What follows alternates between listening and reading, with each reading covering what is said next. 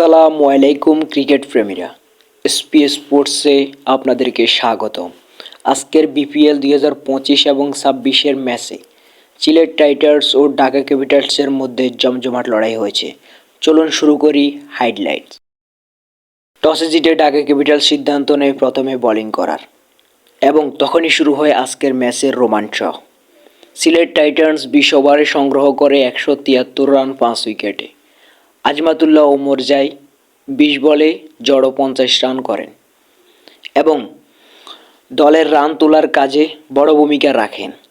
Dhaka Capitals তাড়া করেন 167 8 উইকেটে। শামীম পাটোয়ারি 81 রান করে দলের লাইন শক্ত রাখেন, তবে শেষ পর্যন্ত 6 রানে জয় পাওয়া সম্ভব হয়নি। আজকের ম্যাচের টার্নিং পয়েন্ট ছিল সিলেটের শক্তিশালী ব্যাটিং, বিশেষ করে আজমাতুল্লাহ ওমর জায়ের ইনিংস। শেষ পর্যন্ত সিলেট টাইটান্স 6 রানে জয় অর্জন করেন এবং বিপিএল 2025 এবং 26-এর টুর্নামেন্টের গুরুত্বপূর্ণ পয়েন্ট পায়।